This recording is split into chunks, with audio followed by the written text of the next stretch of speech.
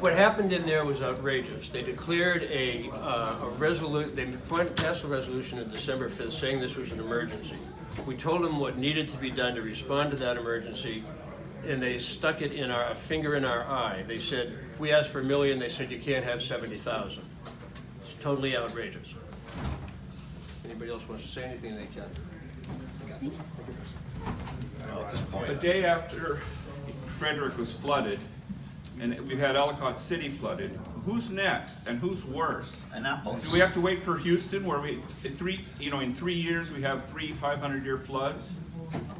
It's coming. And the idea that we're going to be able to pretend that this isn't going to happen in Montgomery County and the world, and that we're immune to what's going on while we, go along with business as usual, it's not going to work. Annapolis floods a couple times a year. The impacts of climate destabilization are so severe and will accelerate within the next 10 years. And to discuss any other thing, education, roads, whatever, is useless if we don't address this problem. So get on the ball. We have to do something. We have to approach individuals. We have to approach the county council. We have to approach a lot of people. We're going to have to change our entire lifestyle in order to survive this issue. And we have an election coming up. We can make our voices heard. I think it's important we go seek out the candidates who will do something on this issue and make sure that we vote for them. If we don't have clean water, clean air to breathe, what will our children be able to, how will our children be able to survive? There is no reason to put schools in front of a climate emergency.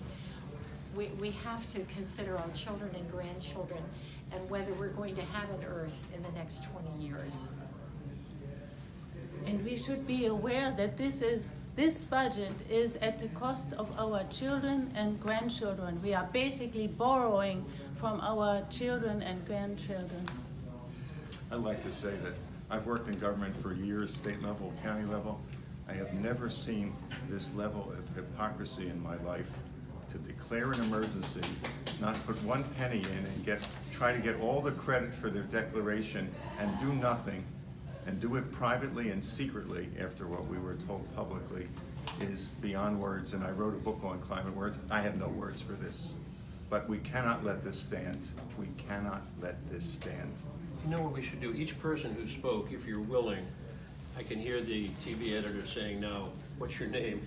Say my name is Jim Driscoll, Driscoll, Bethesda.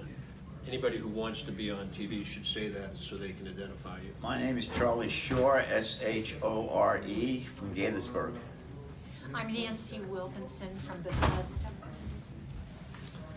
I'm Tim Willard from Kensington, and I'm the Green Party candidate for County Council. I'm Sabine Dorn, D-O-H-R-N. I'm from Potomac, Maryland. I'm Bill Christensen from Kensington, and what's really sad is that Montgomery County could lead the world in transforming and becoming successful with renewable energy and solutions, but they're not doing it. Herb Simmons, Silver Spring. Okay. Anybody else want to say anything?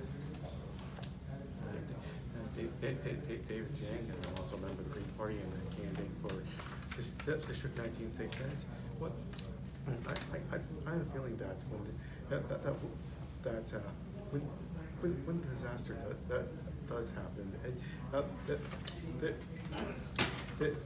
there will, unless proper action is taken, our officials will say that they did do everything they possibly could, and the fault lies with us for not trying to get them to do more or doing more ourselves.